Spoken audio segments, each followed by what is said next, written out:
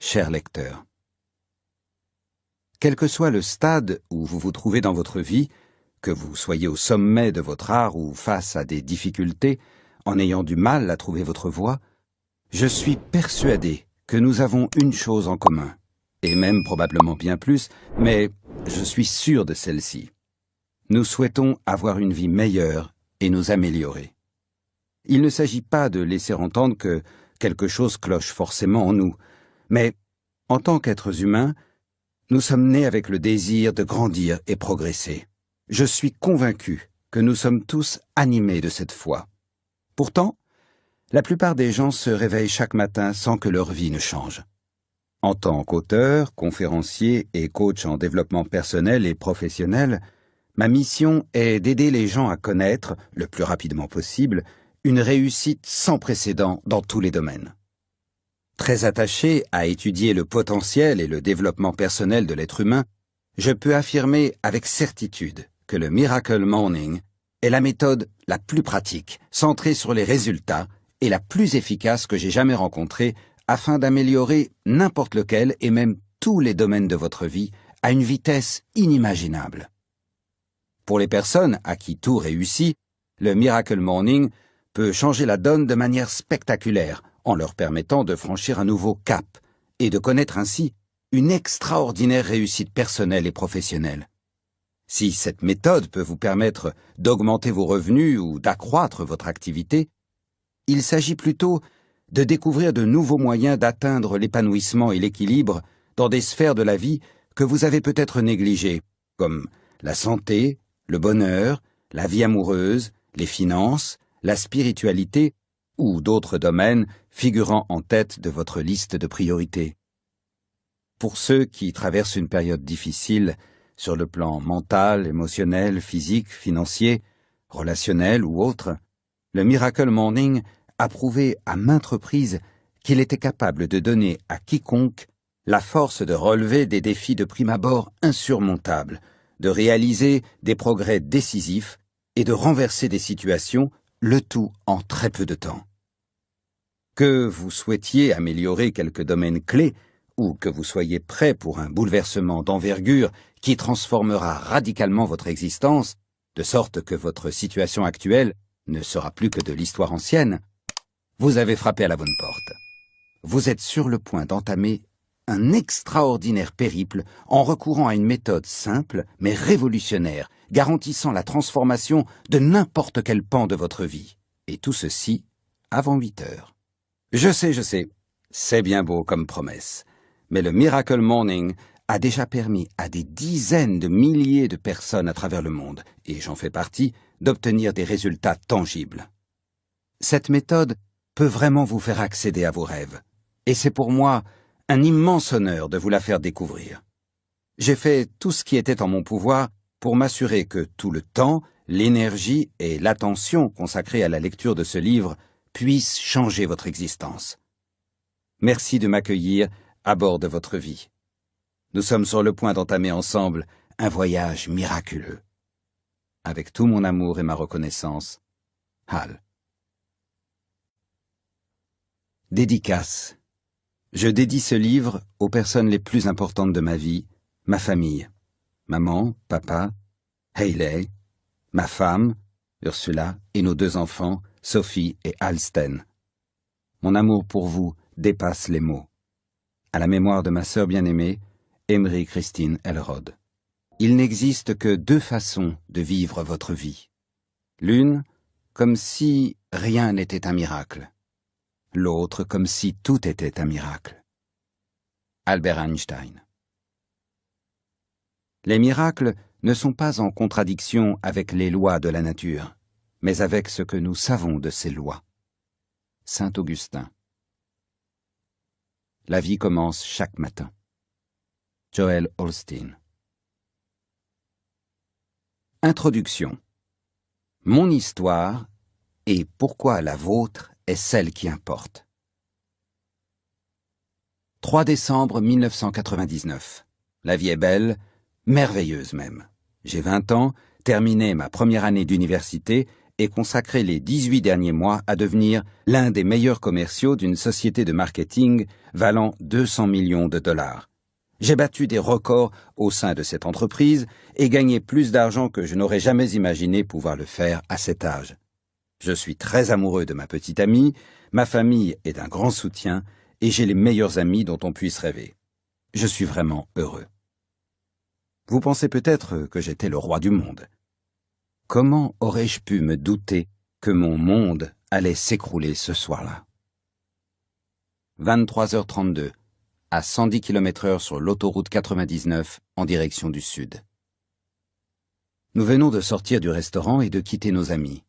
Nous ne sommes plus que tous les deux désormais. Fatigué de la soirée, ma petite amie somnole sur le siège passager. Pas moi. Je suis parfaitement éveillé, le regard scrutant la route, battant la mesure de l'index sur des airs de Tchaïkovski. Encore euphorique des événements de la soirée, dormir est bien la dernière chose qui occupe mon esprit.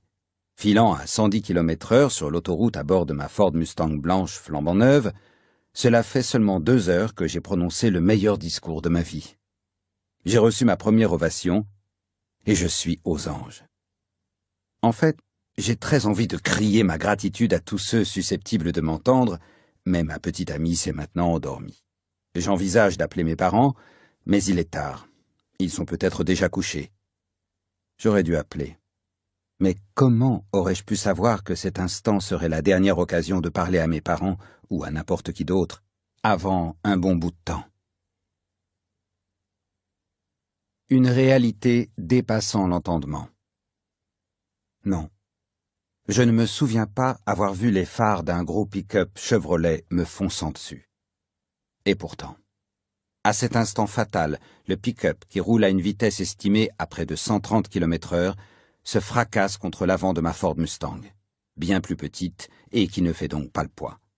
Les secondes suivantes s'écoulent au ralenti, la mélodie de Tchaïkovski orchestrant notre danse macabre.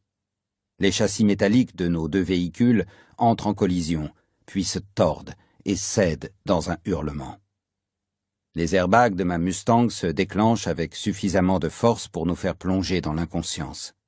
Mon cerveau, qui avance encore à 110 km/h, est projeté contre l'avant de ma boîte crânienne, détruisant ainsi une grande partie des tissus cérébraux vitaux constituant mon lobe frontal.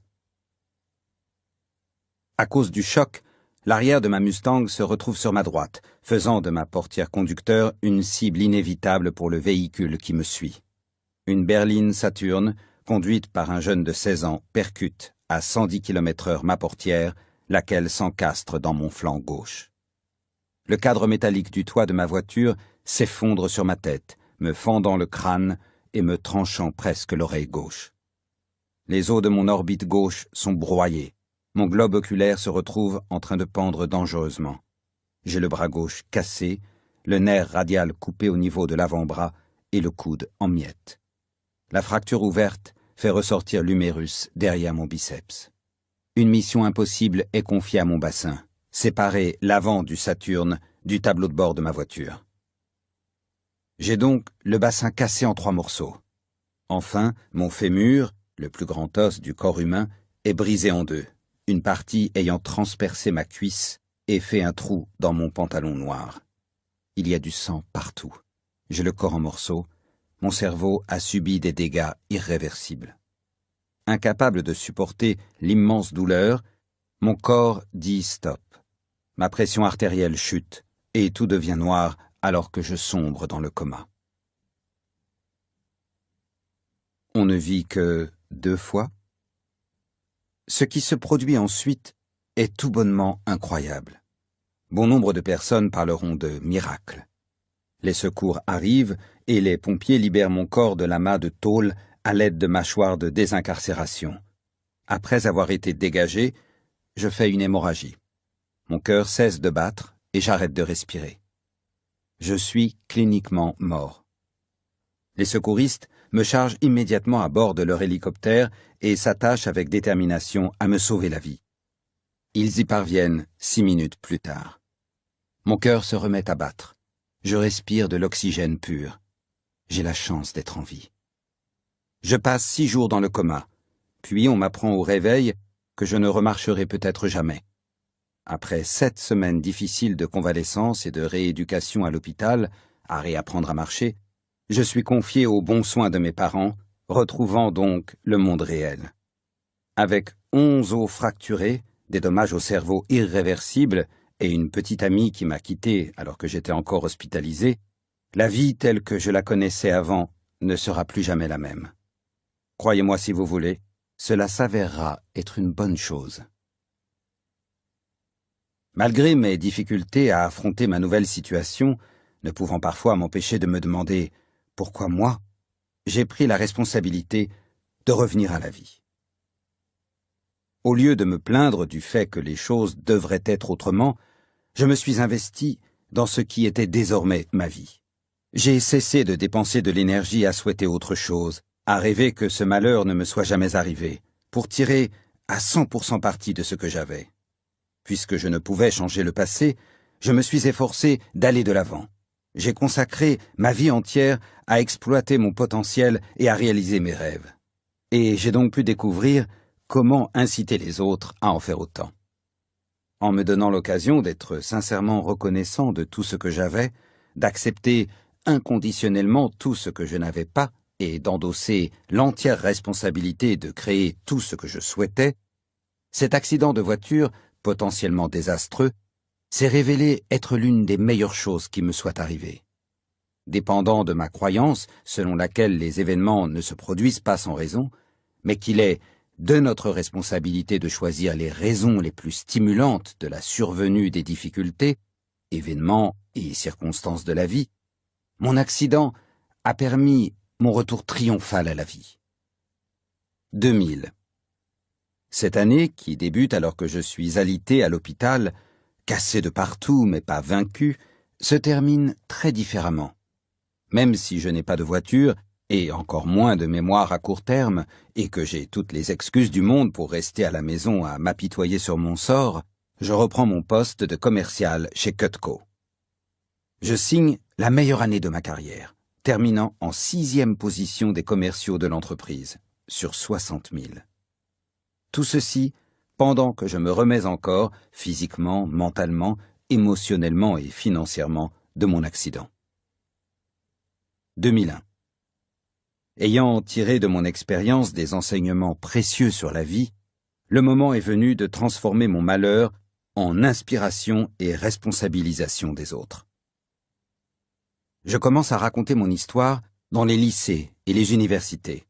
Les réactions de la part des étudiants et du corps enseignant sont extraordinairement positives, et je me lance dans une mission visant à toucher les jeunes. 2002. Mon excellent ami John Berghoff m'encourage à écrire un livre sur mon accident afin d'inspirer davantage les autres. Je me mets donc à écrire. J'arrête aussi vite que j'ai commencé. Je ne suis pas écrivain. Au lycée, les dissertations me donnaient du fil à retordre, alors imaginez un livre. Après de multiples tentatives qui me laissent toujours immobile et frustré face à l'écran de mon ordinateur, je m'incline, cet ouvrage n'est pas prêt de sortir. Mais je termine une fois de plus l'année dans le top 10 des commerciaux de Cutco. 2004. Pour m'essayer au management, j'accepte le poste de directeur commercial au sein du bureau de Sacramento, toujours chez Cutco. Notre équipe finit numéro 1 et bat le record annuel de vente. Cet automne-là, je bats mon record personnel et j'entre au panthéon de l'entreprise. Sentant que je peux réussir tout ce que je veux au sein de Cutco, le moment est venu d'accomplir mon rêve, devenir conférencier en développement personnel. Je pourrais même peut-être écrire le livre qui germe dans mon esprit depuis 2 ans. Je rencontre également Ursula. Nous sommes inséparables et j'ai le sentiment qu'elle pourrait être la femme de ma vie. Février 2005. Assis parmi les spectateurs à l'occasion de ce qui était dans mon esprit ma dernière conférence Cutco, j'ai une prise de conscience douloureuse. Je n'ai jamais exprimé tout mon potentiel. Aïe! J'ai certes remporté des récompenses et battu des records de vente, mais en regardant depuis mon siège les 2 meilleurs commerciaux recevoir la plus belle récompense offerte par Cutco, la Rolex tellement convoitée, Je me rends compte que je ne me suis jamais totalement investi, tout du moins pas pendant une année entière. Je ne serais pas capable de vivre en paix avec moi-même si je quittais la société avant d'avoir exprimé tout mon potentiel. Je dois m'accorder une année supplémentaire, mais cette fois-ci en me donnant à fond. Malgré une prise de décision tardive, je me fixe l'objectif de pratiquement doubler mon meilleur chiffre annuel. Je suis terrifié, mais déterminé. Je m'oblige également à écrire ce livre pour faire connaître mon histoire au monde. Je travaille 365 jours d'affilée, à vendre et à écrire, en m'imposant une discipline inédite au cours des 25 premières années de mon existence. La passion m'habite et je suis déterminé à faire ce que je n'ai jamais fait, m'aventurer hors de mon royaume de médiocrité terriblement confortable, qui régit ma vie depuis toujours, afin de côtoyer la dimension de l'extraordinaire. À la fin de l'année, j'ai atteint mes 2 objectifs. J'ai plus que doublé mon meilleur chiffre de vente annuel et terminé mon premier ouvrage. C'est officiel, tout est possible à condition de s'investir. Printemps 2006. Mon premier livre, Taking Life Head-On, How to Love the Life You Have While You Create the Life of Your Dreams, est numéro 7 au classement des ventes d'Amazon. Puis, l'impensable se produit. Mon éditeur fuit le pays avec l'intégralité de mes droits d'auteur et on n'entendra plus jamais parler de lui. Mes parents sont dévastés, mais pas moi. S'il y a bien une chose que j'ai apprise de mon accident, c'est qu'il est inutile de s'appesantir ou de souffrir des aspects de notre vie que nous ne pouvons changer. Alors, je ne m'attarde pas. J'ai également appris qu'en se concentrant sur les enseignements à tirer des difficultés rencontrées et sur la façon de s'en servir pour embellir la vie d'autrui, on peut transformer n'importe quelle épreuve en expérience fructueuse. Donc, c'est ce que je fais. 2006. Sans presque rien connaître des arcanes de la profession, je deviens par hasard coach en développement personnel et professionnel quand un conseiller financier d'une 40aine d'années me demande de le coacher. J'accepte. Je finis par aimer ça. Mon premier client effectue des progrès tangibles dans sa vie personnelle et professionnelle et aider les autres me passionne. À tout juste 26 ans, la probabilité pour que je devienne coach à succès est probablement proche de 0. Mais ce projet est tellement en phase avec mes aspirations que je me lance dans l'aventure. Mon activité de coach décolle et j'accompagne alors des centaines d'entrepreneurs commerciaux et chefs d'entreprise. Peu de temps après, je donne ma première conférence rémunérée en étant engagé par les Boys and Girls Clubs of America. Bien que m'adressant depuis 1998 à des auditoires professionnels imposants, constitués de commerciaux, cadres et dirigeants, je décide qu'avec mes cheveux hérissés, mon apparence jeune et le surnom de Yopal Hal, mon discours doit se tourner vers les jeunes. Je commence à prendre la parole dans des lycées et des universités du coin. 2007. L'année où ma vie s'est écroulée. L'économie américaine se disloque. Du jour au lendemain, mon revenu est divisé par 2. Mes clients ne peuvent plus s'offrir de séances de coaching. Je ne peux plus payer mes factures, ni mon prêt immobilier. J'ai 425 000 $ de dettes et je suis dévasté. Mentalement, physiquement, émotionnellement et financièrement, je touche le fond. Je ne me suis jamais senti si désespéré, submergé et déprimé. Ne sachant pas comment me sauver une nouvelle fois la vie, je cherche désespérément des réponses à des problèmes insurmontables. Je lis des livres de développement personnel, j'assiste à des séminaires et j'engage même un coach, mais rien ne marche.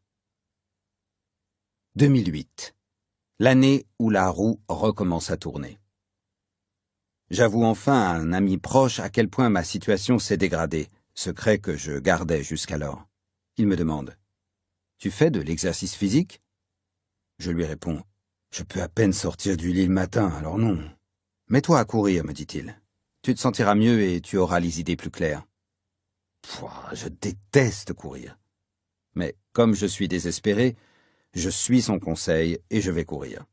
Les choses dont j'ai pris conscience pendant le jogging ont marqué un tournant dans ma vie. Voir chapitre 2.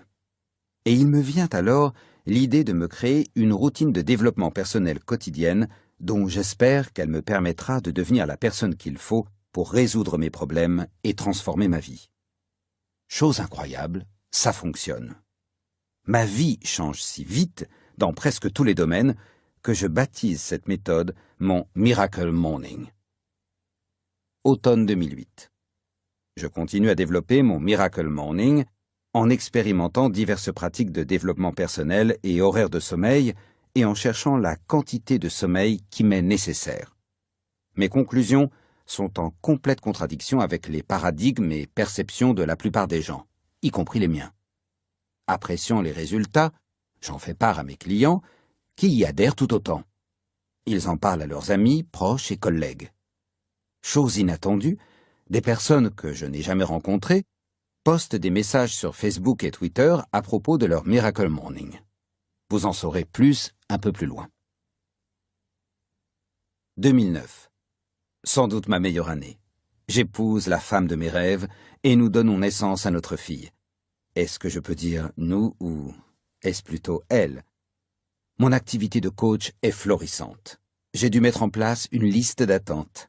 Ma carrière de conférencier décolle. Je prends la parole dans les lycées, universités et entreprises et je donne des conférences gratuites. Le Miracle Morning se répand comme une traînée de poudre. Je reçois chaque jour des messages de personnes me disant qu'il est en train de changer leur vie. Je sais qu'il m'incombe d'en faire part au monde et que le meilleur moyen pour y parvenir est d'écrire un livre. Je me remets doucement à l'écriture. Ne vous méprenez pas, je ne suis toujours pas écrivain, mais je m'investis pleinement. Comme le dit mon excellent ami Romacio Fulcher, il y a toujours un moyen, à condition de s'engager. 2012. Le livre, la version originale de celui que vous tenez dans vos mains, dont l'écriture m'a pris 3 ans de ma vie, The Miracle Morning, The Not So Obvious Secret Guaranteed to Transform Your Life Before 8 a.m., est enfin publié. Quand il se retrouve à la première place des ventes sur Amazon, puis devient la première année l'un des ouvrages les mieux notés dans l'histoire du site vendeur, avec plus de 500 commentaires et une moyenne de 4,7 étoiles sur 5, je suis estomaqué. L'important est surtout le contenu de ces commentaires. Les gens voient leur vie changer. Et ma méthode fonctionne pour tous les types de personnes. Des mères au foyer au PDG, le Miracle Morning permet aux individus de s'améliorer dans n'importe quel domaine, voire tous les domaines de leur existence. Prenez votre vie en main. Je vous fais part de mon histoire afin de vous prouver que l'on peut tout surmonter et tout atteindre, quelle que soit la situation ou les difficultés que l'on rencontre. Si j'ai pu m'en sortir après avoir frôlé la mort, m'être entendu dire que je ne remarcherai jamais plus, avoir été sur la paille et si dépressif que je ne voulais pas sortir de mon lit pour m'offrir la vie que j'avais toujours voulu vivre, il n'existe aucune raison ni excuse pour que vous ne dépassiez pas les limites qui vous empêchent de réussir votre vie. Rien, que dalle, nada. Tout ce qu'une autre personne a surmonté ou accompli est simplement la preuve qu'il est possible de surmonter ou de réussir n'importe quoi. Et je dis bien n'importe quoi, quelle que soit notre situation passée ou actuelle. Cela implique d'abord d'accepter l'entière responsabilité de chaque aspect de votre vie et de refuser de rejeter la faute sur les autres. Le degré d'acceptation de votre responsabilité pour tout ce qu'il vous arrive dans votre vie correspond précisément à la force de votre pouvoir mental de changer ou créer quelque chose dans votre existence. Il est important de cerner la différence entre responsabilité et faute. La responsabilité est la qualité de la personne qui s'engage à améliorer les choses. En repensant à mon accident, le conducteur ivre était fautif, tandis que j'avais la responsabilité d'améliorer ma vie, de créer la situation que je souhaitais.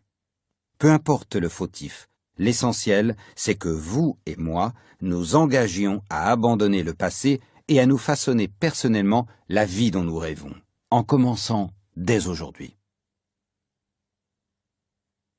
C'est votre moment, c'est votre histoire. Sachez bien que, quel que soit l'état actuel de votre vie, il est temporaire et légitime. Vous êtes arrivé là où vous en êtes afin d'apprendre ce que vous devez apprendre. Vous pouvez donc devenir la personne qu'il vous faut devenir afin de bâtir la vie que vous désirez vraiment. Même lorsque l'existence est difficile, et surtout quand elle est difficile, le présent est toujours l'occasion d'apprendre, d'évoluer et de devenir un être meilleur que vous ne l'avez jamais été. Vous êtes en train d'écrire l'histoire de votre vie, et chaque belle histoire voit un héros ou une héroïne surmonter son lot de difficultés. En fait, plus les difficultés sont importantes, meilleure est l'histoire. Dans la mesure où il n'existe aucune restriction ni limite à votre histoire, que souhaitez-vous voir raconter à la page suivante? La bonne nouvelle, c'est que vous êtes capable de changer ou de créer n'importe quelle chose dans votre vie, si vous vous y mettez sur le champ. Je ne dis pas que vous réussirez sans effort, mais vous pouvez rapidement et facilement réaliser le moindre de vos souhaits en devenant une personne responsable. Ce livre est destiné à vous aider à devenir la personne apte à concrétiser tout ce dont vous avez toujours rêvé. Il n'existe aucune limite. Attrapez un stylo. Avant de poursuivre votre lecture, veuillez prendre un stylo afin de prendre des notes. Notez tous les éléments sur lesquels vous pourriez avoir envie de revenir plus tard, idées, stratégies et enseignements les plus importants. Alors, vous êtes bien armé d'un stylo? C'est parti!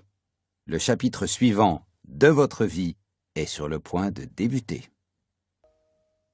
Mais cette fois, c'est vrai, on n'a pas assez de temps pour être à la fois malheureux et médiocre.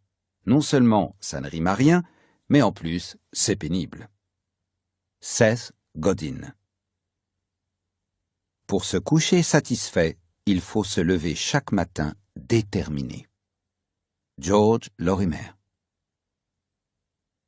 Comment se fait-il que lorsqu'un bébé vient au monde, nous parlons souvent de miracle de la vie avant de poursuivre notre chemin en acceptant la médiocrité de notre propre existence? À quel moment avons-nous perdu de vue le miracle que nous vivons? Quand vous êtes né, tout le monde vous a assuré que vous pourriez faire, être et avoir tout ce que vous vouliez une fois grand. Alors maintenant que vous êtes grand, faites-vous, êtes-vous et avez-vous tout ce dont vous avez toujours rêvé ou avez-vous revu tout ça à la baisse? Dernièrement, j'ai lu une étude alarmante. L'Américain moyen est en surpoids de 9 kilos, endetté à hauteur de 10 000 $, un peu déprimé, n'aime pas son travail et n'a aucun ami proche. Même si une infime partie de cette enquête est vraie, les Américains doivent vraiment se réveiller. Et vous? Exploitez-vous au maximum votre potentiel et faites-vous en sorte d'atteindre le niveau de réussite dont vous rêvez, dans chaque domaine de votre vie? Ou existe-t-il des sphères dans lesquelles vous mettez la barre moins haut? Vous contentez-vous de peu par rapport à vos capacités, en disant ensuite, pour vous justifier, que cela vous convient, ou êtes-vous prêt à arrêter de vous comporter ainsi afin de pouvoir entamer votre vie idéale, vous savez, celle dont vous avez toujours rêvé? Placez votre vie au plus haut niveau. Voici l'une de mes devises préférées, partagée par Oprah Winfrey, la célèbre animatrice et productrice de télévision. La plus grande aventure que vous puissiez entreprendre est de vivre la vie dont vous rêvez. Entièrement d'accord. Malheureusement, si peu de gens s'approchent de leur vie de rêve que l'expression est devenue un cliché. La plupart des gens se résignent à vivre une vie médiocre, acceptant passivement ce que leur réserve l'existence. Même les individus doués, qui connaissent beaucoup de succès dans un domaine tel que les affaires, ont tendance à se contenter de la médiocrité dans un autre domaine, tel que la santé ou la vie amoureuse. Comme le dit avec éloquence l'auteur à succès Seth Godin, existe-t-il une différence entre moyen et médiocre? Pas vraiment. Ce n'est pas parce que la plupart des gens, y compris peut-être vos amis, proches et collègues, procèdent ainsi, que votre ambition doit être inférieure à ce que vous désirez au plus profond de vous-même, dans n'importe quel domaine. Vous pouvez devenir l'une des rares personnes capables de connaître une réussite extraordinaire, simultanément dans chaque sphère de votre vie. Bonheur, santé, finances, liberté, succès, amour. Vous pouvez vraiment avoir tout ça. Si nous mesurons le succès, la satisfaction et l'épanouissement dans n'importe quel domaine de notre vie sur une échelle de 1 à 10, nous voulons tous un 10, n'est-ce pas? Je n'ai jamais rencontré quelqu'un qui dise « Non, je veux juste un 7 pour ma santé, je n'ai pas envie d'être en excellente santé, je ne tiens pas à avoir trop d'énergie. » Ou bien « Tu sais, je me contente très bien d'un 5 pour ma vie amoureuse. Me disputer avec mon conjoint ne me dérange pas, peu importe que mes besoins ne soient pas satisfaits, et je ne veux vraiment pas que nous devenions l'un de ces couples tellement heureux qui ennuient les autres couples. » Vous êtes sur le point de découvrir que décrocher un 10 dans tous les domaines est non seulement possible, mais également simple. Il suffit de s'attacher chaque jour à devenir une personne notée 10, capable de créer, attirer, atteindre et maintenir une réussite maximale dans chaque sphère. Et si je vous disais que cela commence par la manière de vous réveiller le matin et que grâce à des mesures simples et modestes à prendre aujourd'hui même, vous allez pouvoir atteindre le niveau de succès dont vous rêvez et que vous méritez. Cela vous enthousiasmerait-il? Vous me croiriez? Certains ne me croiront pas. Trop de personnes sont blasées. Elles ont essayé tout ce qu'il est possible d'imaginer pour améliorer leur vie, leur couple, etc. et elles n'ont toujours pas atteint la destination souhaitée. Je comprends. Je suis passé par là. Puis, avec le temps, j'ai appris quelques trucs qui ont tout changé. Je vous tends la main et vous invite à passer de l'autre côté. Là où la vie n'est pas belle, mais extraordinairement belle, au point qu'il vous était impossible de l'imaginer ainsi auparavant. Ce livre développe 3 arguments indispensables. 1. Vous méritez et êtes autant capable qu'une autre personne de créer et d'entretenir santé, richesse, bonheur, amour et réussite à des niveaux extraordinaires. Il est absolument crucial, non seulement pour la qualité de votre vie, mais aussi pour l'impression que vous faites à vos proches, amis, clients, collègues de travail, enfants, voisins et quiconque évoluant dans votre cercle, que vous commenciez à vivre en phase avec cette vérité. 2. Pour que vous cessiez de vous contenter de peu par rapport à ce que vous méritez, dans n'importe quel domaine de votre vie, et que vous atteigniez le niveau de réussite personnelle, professionnelle et financière souhaité, vous devez commencer par vous évertuer chaque jour à devenir la personne qu'il vous faut être, un individu qualifié et capable d'atteindre, de créer et de conserver ce niveau de réussite. 3. La façon de vous réveiller chaque jour, ainsi que votre routine matinale, ou l'absence de routine, conditionne énormément votre degré de succès dans tous les aspects de votre vie. Les matins réussis et productifs, où la concentration est au rendez-vous, génèrent des journées réussies et productives pleines de concentration, ce qui crée inévitablement une vie réussie. De même, des matins médiocres, improductifs, où vous vous éparpillez, entraînent des journées du même acabit et débouchent au final sur une qualité de vie médiocre. Il suffit de changer votre façon de vous réveiller pour transformer, plus vite que vous ne l'auriez jamais imaginé, n'importe quel pan de votre vie. Mais Al, je ne suis pas du matin, me direz-vous. Vous avez déjà essayé de vous réveiller plus tôt en vain?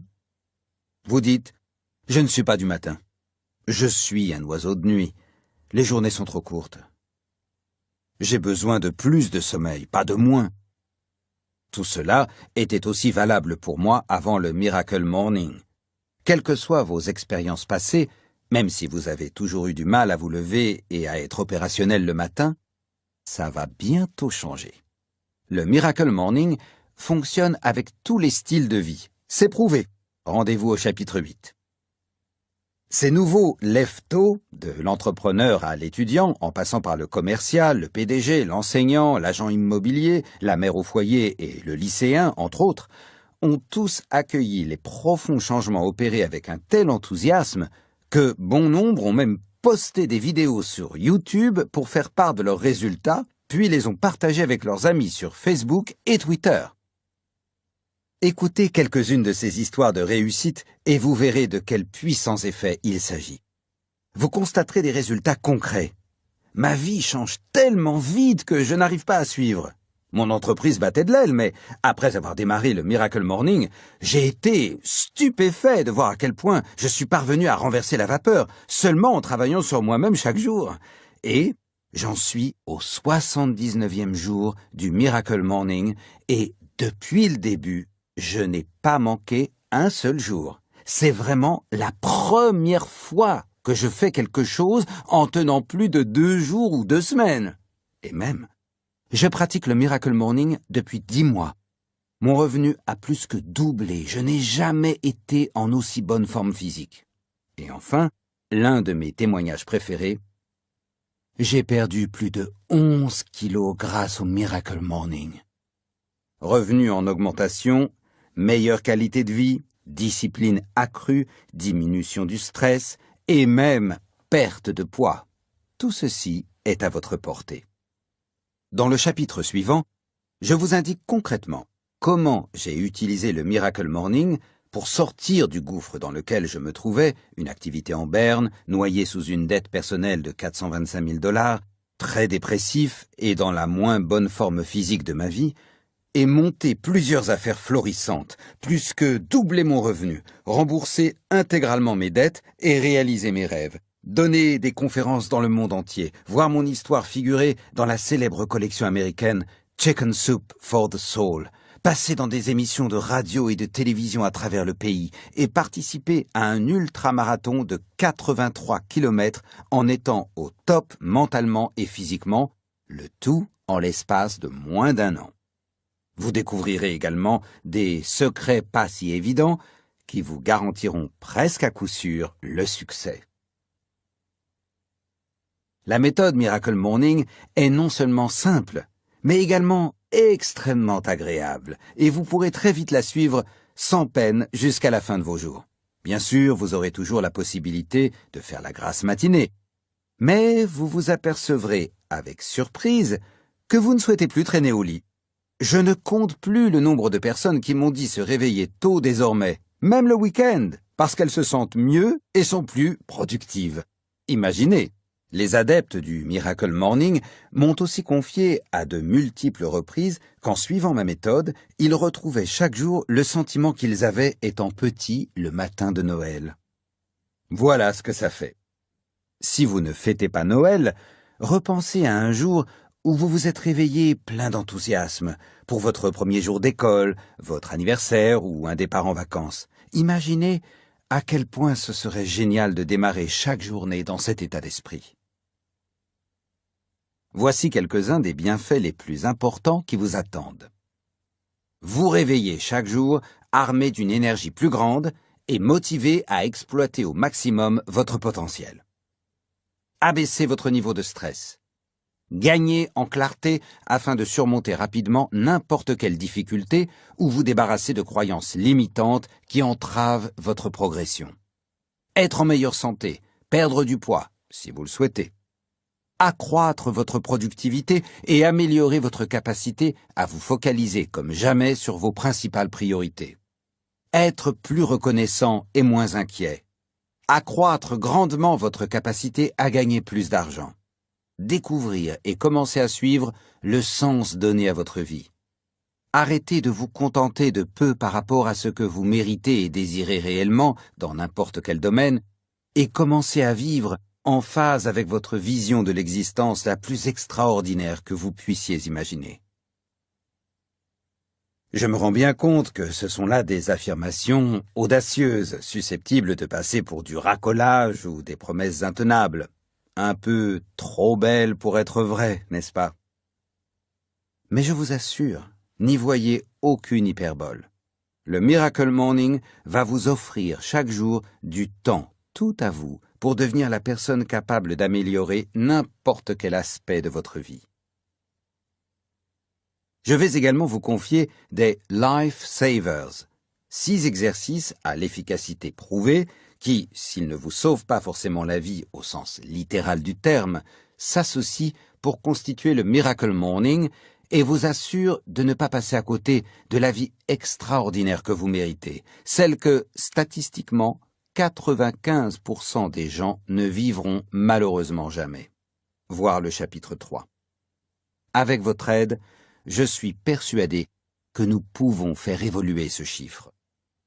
Enfin, vous serez prêt à embarquer pour le défi du changement de vie en 30 jours grâce au Miracle Morning.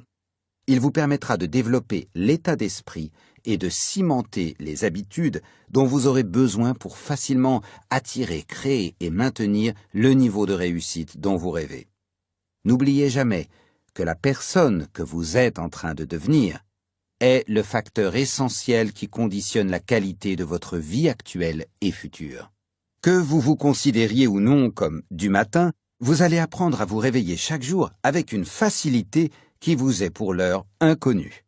Puis, en tirant parti de l'indéniable lien de cause à effet entre se lever tôt et connaître une réussite exceptionnelle, vous constaterez que votre activité lors de la première heure de la journée est capitale pour libérer tout votre potentiel et atteindre le degré de succès souhaité. Vous observerez rapidement que lorsque vous modifiez votre façon de vous réveiller, c'est toute votre vie qui change. Chapitre 2. Le désespoir à l'origine du Miracle Morning. Le désespoir est la matière première d'un changement radical. Seuls ceux capables de laisser derrière eux tout ce à quoi ils ont toujours cru peuvent espérer y échapper. William S. Burroughs.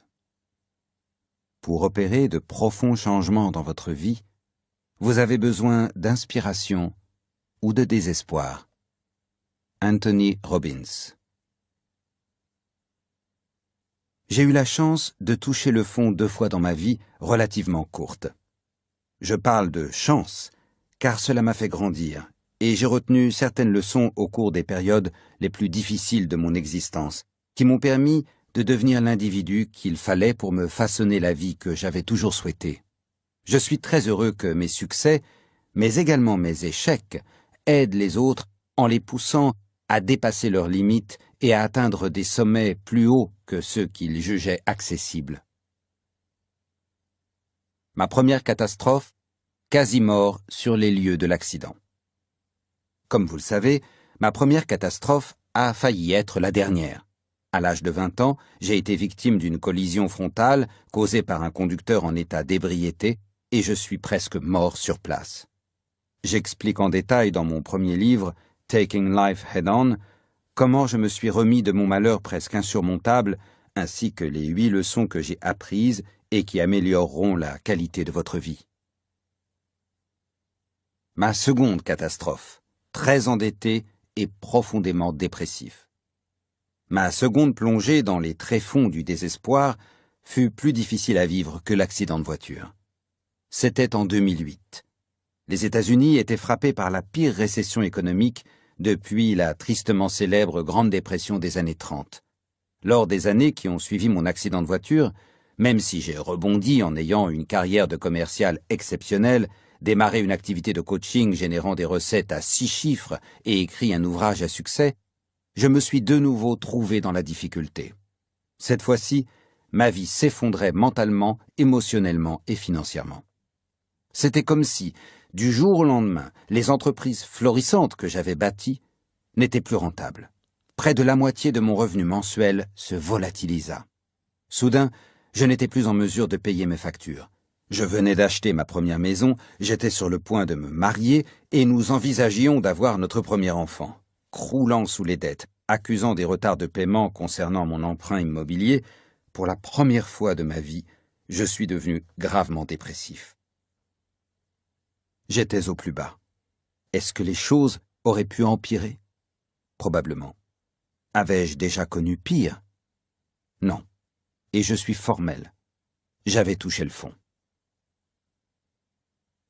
Pourquoi l'endettement était-il pire que la mort?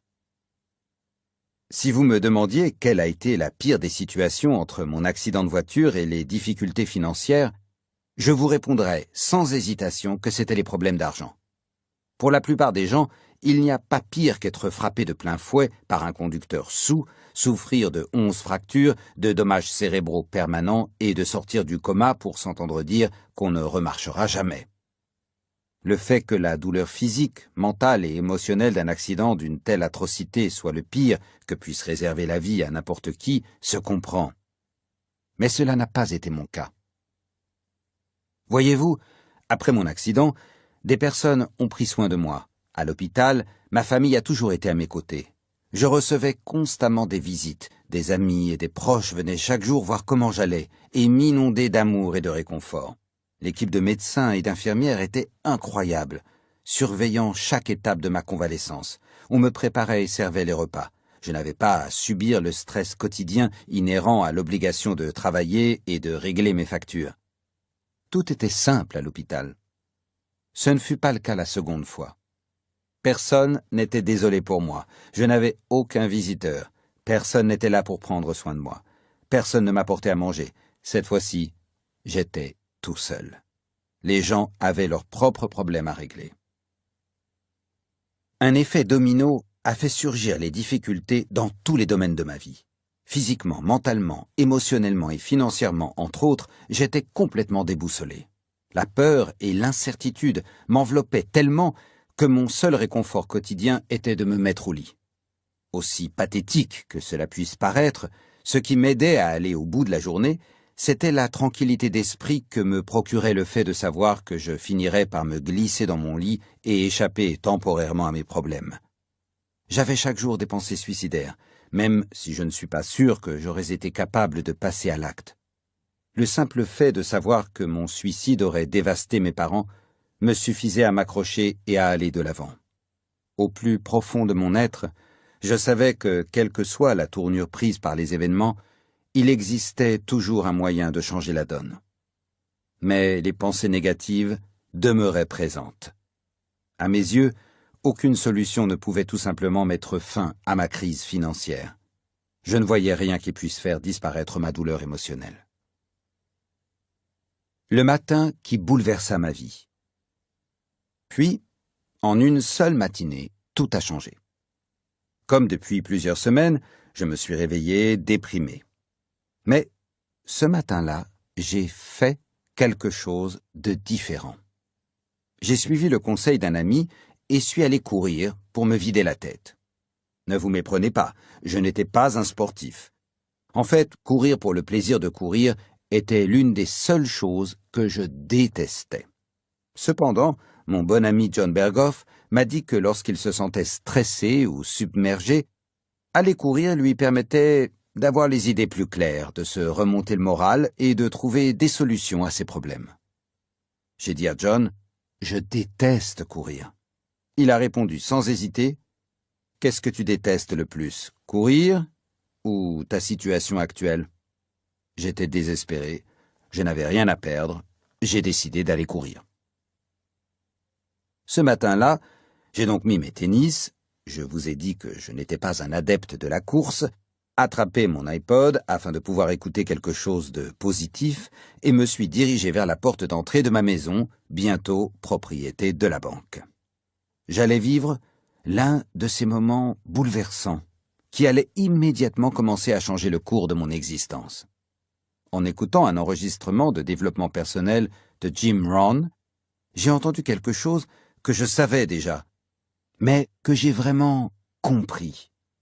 Vous savez, il vous arrive parfois d'entendre une chose à de multiples reprises sans vraiment la mettre en œuvre, puis, un jour, ça fait tilt en vous. Il faut simplement être dans le bon état d'esprit pour que ça rentre. Eh bien, ce matin-là, j'étais dans le bon état d'esprit, en plein désespoir, et j'ai percuté. Quand j'ai entendu Jim déclarer avec certitude « Votre niveau de succès dépassera rarement votre niveau d'épanouissement personnel, car le succès est une chose que vous attirez selon la personne que vous devenez. J'ai stoppé ma course. Cette philosophie allait carrément changer ma vie. La parallèle du succès. C'était comme un raz-de-marée qui déferlait, et j'ai pris conscience que je n'étais pas devenu la personne qu'il fallait pour attirer, créer et maintenir le niveau de succès que je désirais. Sur une échelle de 1 à 10, je souhaitais un 10, mais je n'affichais qu'un 2 ou un 3, voire un 4 dans les bons jours, en termes d'épanouissement personnel. Je me suis rendu compte que c'était un problème pour nous tous. Nous désirons tous un 10 en matière de succès dans tous les domaines de notre vie, santé, bonheur, finances, vie amoureuse, carrière, spiritualité, etc. Mais si notre épanouissement personnel, connaissances, expériences, état d'esprit, croyances, etc., n'atteint pas le niveau 10, la vie n'est alors qu'une lutte permanente. Notre monde extérieur sera toujours le reflet de notre univers intérieur. Notre niveau de succès sera toujours parallèle à notre niveau d'épanouissement personnel. À moins de consacrer chaque jour du temps à nous épanouir pour devenir la personne qu'il faut afin de créer l'existence souhaitée, atteindre le succès restera une lutte permanente. Je suis rentré à la maison en courant, j'étais prêt à changer de vie. Notre premier défi, trouver du temps. Je savais que la solution à tous mes problèmes était de m'engager à faire de mon épanouissement personnel une priorité de ma vie quotidienne.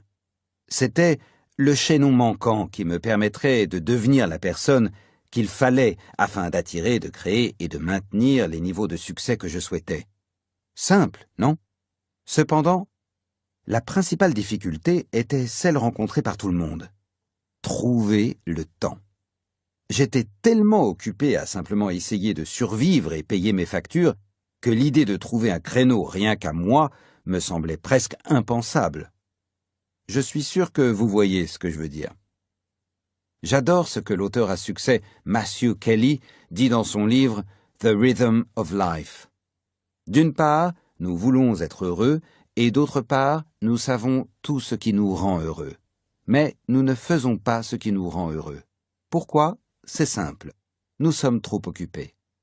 Trop occupés à faire quoi? Trop occupés à essayer d'être heureux. J'ai donc attrapé mon agenda. Je me suis assis dans mon canapé et je me suis engagé à trouver du temps, à me créer du temps, à consacrer à mon épanouissement personnel quotidien. J'ai passé en revue les options suivantes. Première option, le soir. Ma première idée a été de ménager du temps le soir, après le travail, voire tard, une fois ma fiancée couchée. Mais je me suis ensuite dit que le soir était le seul moment de la journée où je pouvais passer du temps avec elle. Et il va sans dire que tard le soir est rarement le moment où je suis au sommet de ma forme.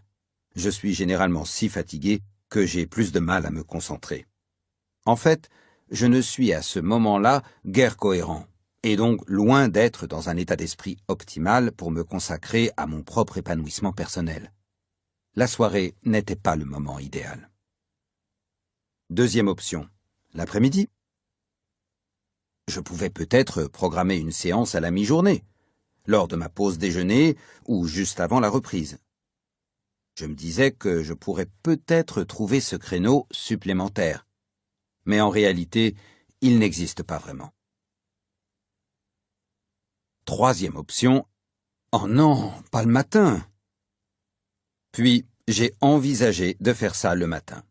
Mais j'étais contre. Dire que je n'étais pas du matin est un doux euphémisme. En fait, je redoutais de devoir me lever, surtout de bonne heure, presque autant que je détestais courir. Mais plus j'y réfléchissais, plus l'idée commençait à s'imposer dans ma tête en toute logique. Tout d'abord, en casant ma séance le matin, ma journée démarrerait sur une note positive. Je pourrais apprendre des choses le matin. J'aurais probablement plus d'énergie, ma concentration serait meilleure et ma motivation accrue pour le restant de la journée. Je me suis souvenu d'un article lu sur le blog stevepavlina.com intitulé « The Rudder of the Day », le gouvernail de la journée. Steve, également auteur de Personal Development for Smart People, y écrivait « On dit que la première heure est le gouvernail de la journée. Si je traîne ou erre sans but durant la première heure suivant mon réveil, j'ai tendance à passer une journée peu productive et sans vrai but.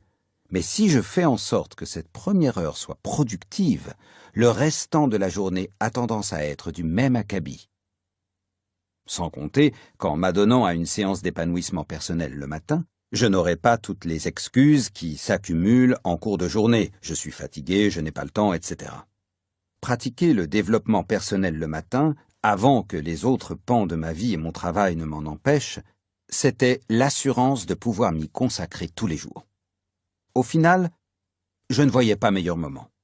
Effectuer mes exercices dès le lever semblait de loin l'option la plus avantageuse, mais j'avais déjà du mal à m'extirper du lit à 6 heures, parce qu'il le fallait bien, alors être debout à 5 heures me paraissait presque impossible.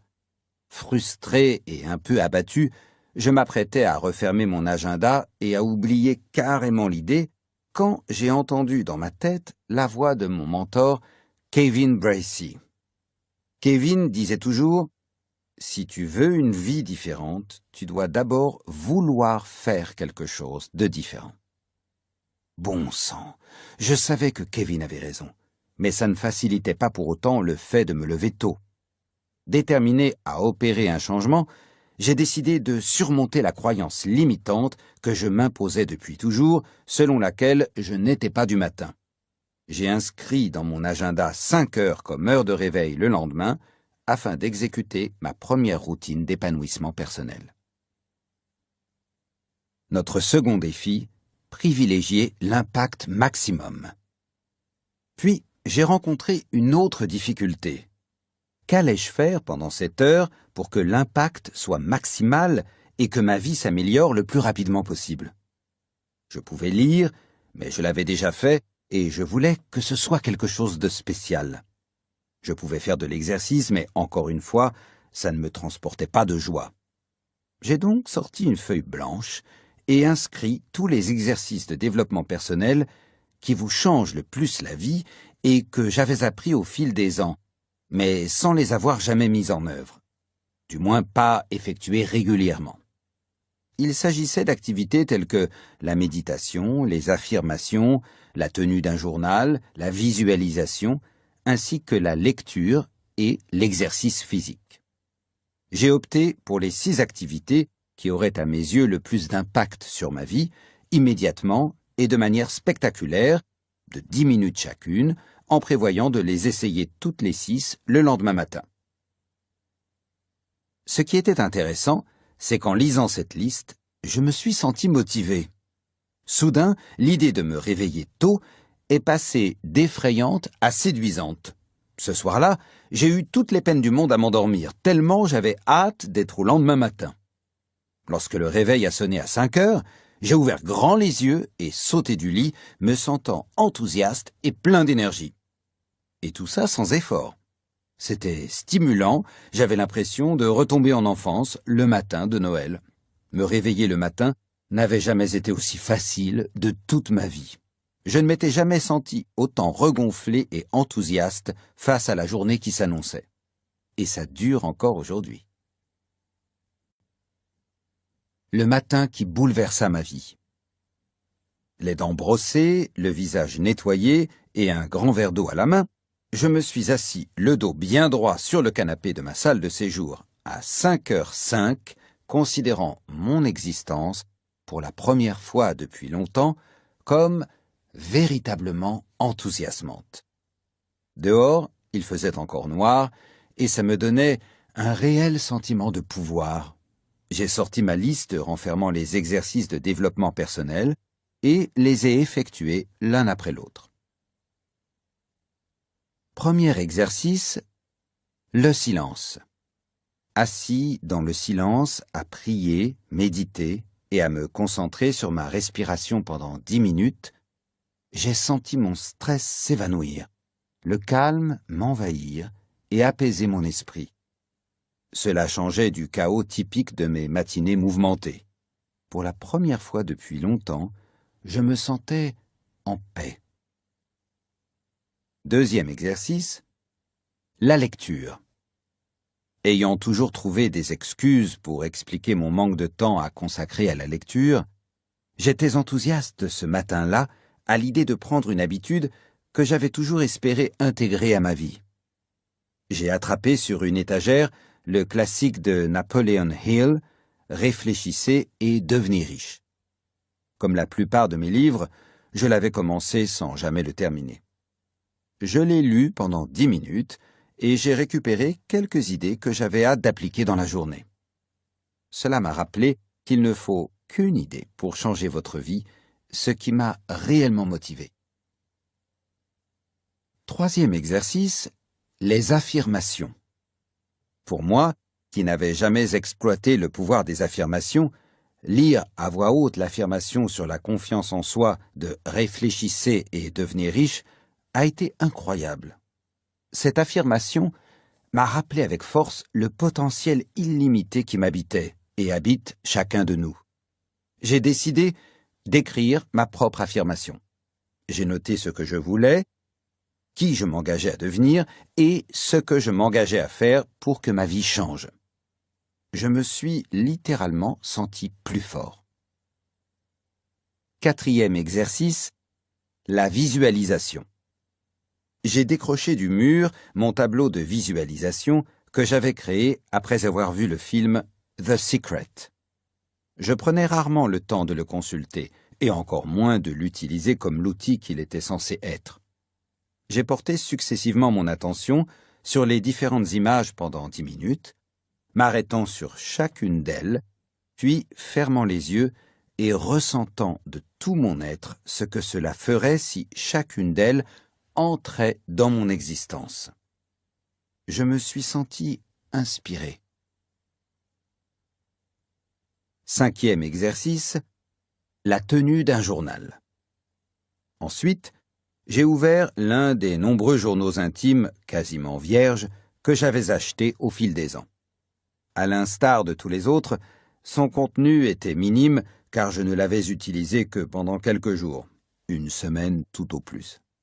J'ai senti, presque immédiatement, se lever cet épais brouillard pesant auparavant de tout son poids sur moi, qu'était ma dépression. Elle n'avait pas disparu, mais je me sentais plus léger. Le simple fait de coucher par écrit les choses qui me rendaient heureux m'a remonté le moral.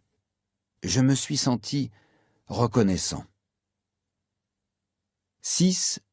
L'exercice physique.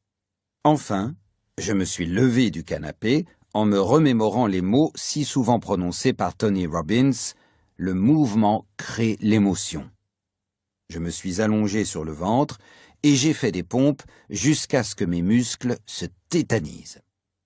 Puis, je me suis mis sur le dos et j'ai fait des abdos aussi longtemps que me le permit ma condition physique défaillante. Comme il me restait 6 minutes, j'ai mis l'un des DVD de yoga de ma fiancée dans le lecteur et suivi les 6 premières minutes. Je me suis senti plein d'énergie. C'était incroyable. J'avais déjà vécu l'un des jours les plus exceptionnels de ma vie. J'étais en paix, motivé, plus fort, inspiré, reconnaissant et plein d'énergie. Et il n'était que 6 heures. Rien d'un miracle. J'ai continué à me réveiller à 5 heures et à suivre ma routine de développement personnel et rapidement, ma dépression ne fut plus qu'un lointain souvenir. On peut dire que mon ancien moi était de retour, même si j'évoluais tellement si rapidement que j'ai très vite dépassé n'importe quelle version antérieure de moi-même. Et avec mon nouveau degré d'énergie, de motivation, de clarté et de concentration, j'étais en mesure de me fixer facilement des objectifs, de créer des stratégies et d'exécuter un plan afin de sauver mon activité et d'accroître mon revenu. Moins de 2 mois après mon premier Miracle Morning, j'avais non seulement retrouvé, mais également dépassé, pour le porter à un niveau sans précédent, le revenu qui était le mien avant l'effondrement économique.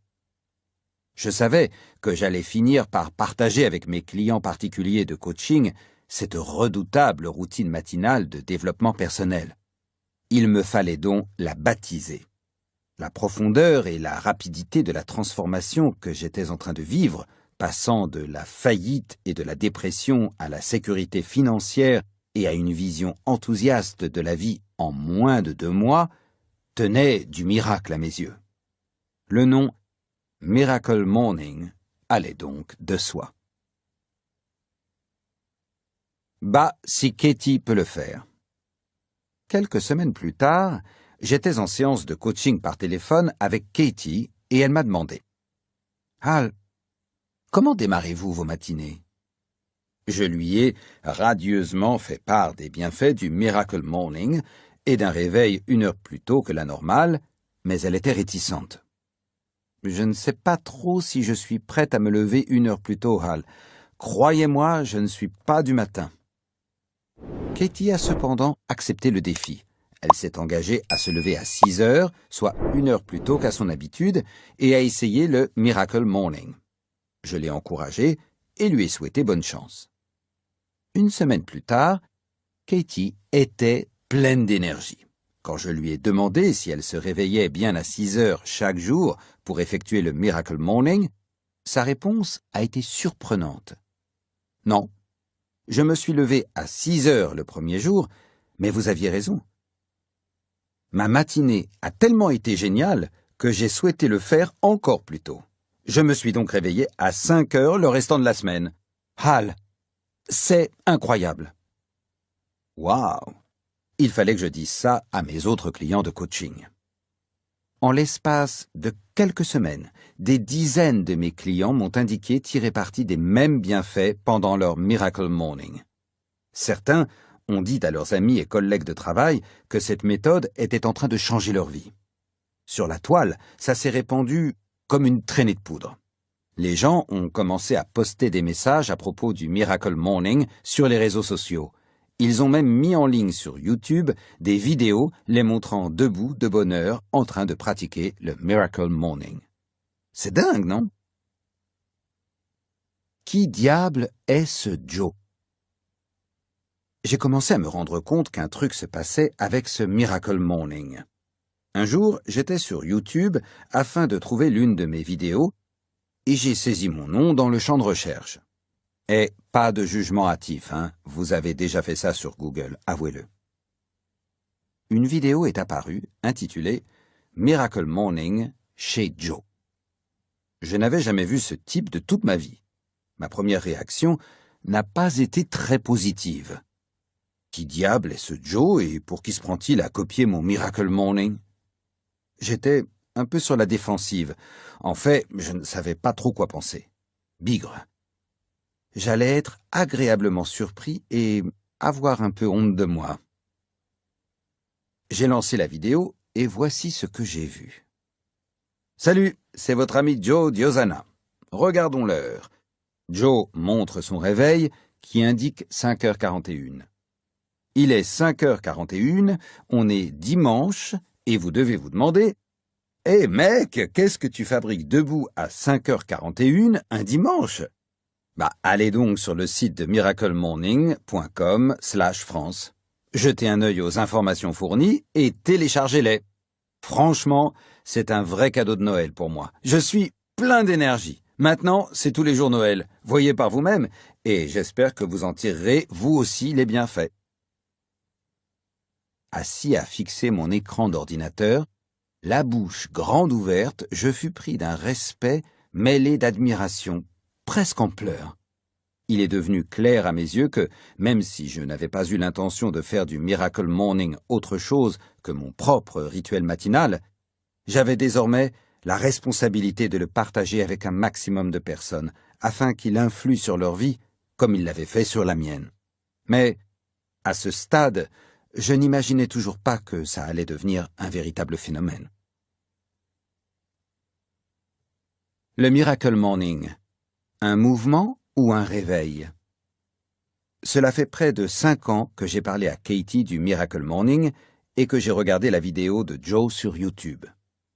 Depuis, j'ai reçu des milliers de messages de personnes du monde entier m'exprimant leur gratitude et me faisant part de leur enthousiasme pour le Miracle Morning.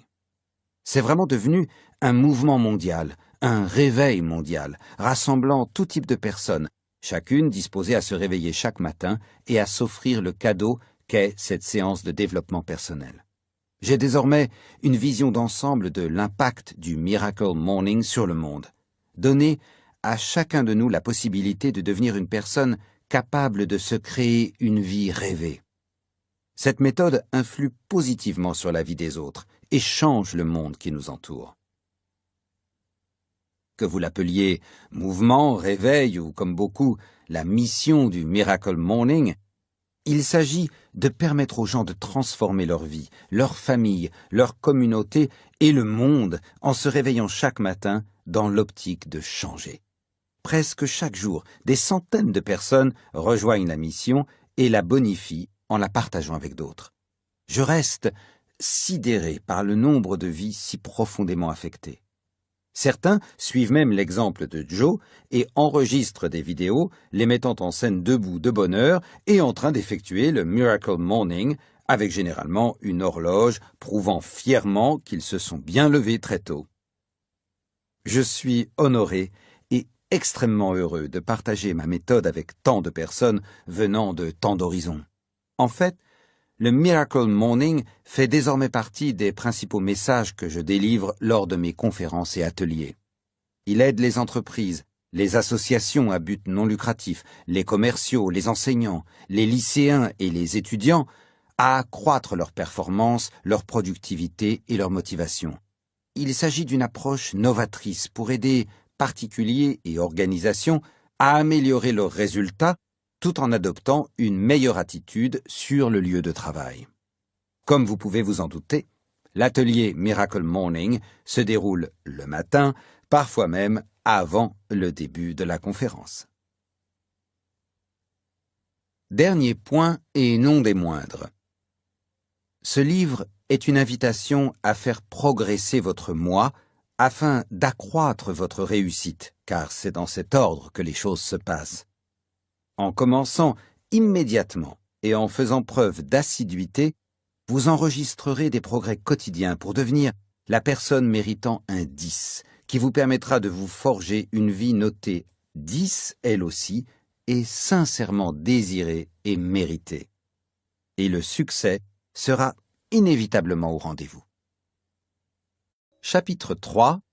Connaître le club des 95%. L'une des choses les plus tristes de la vie, c'est de se retourner, une fois parvenu à son terme, en sachant que l'on aurait pu être, faire et avoir bien plus. Robin Sharma. L'histoire de l'espèce humaine est celle d'hommes et de femmes qui se sous-estiment. Abraham Maslow. Chaque fois que vous et moi nous nous réveillons, nous devons relever le même défi universel, surmonter la médiocrité et vivre en exploitant tout notre potentiel. C'est le plus grand des défis de l'histoire de l'homme. Dépasser les excuses que nous trouvons, faire ce qui convient, donner le meilleur de nous-mêmes et créer la vie valant un 10 que nous souhaitons réellement, celle qui n'a pas de limite, celle que peu de personnes parviennent à s'offrir. Malheureusement, la plupart des gens ne s'en approchent même pas. Environ 95% des membres de notre société se contentent de bien moins que ce dont ils rêvent. Ils souhaiteraient avoir plus et vivent dans des regrets éternels, sans jamais comprendre qu'ils pourraient être, faire et avoir tout ce qu'ils veulent.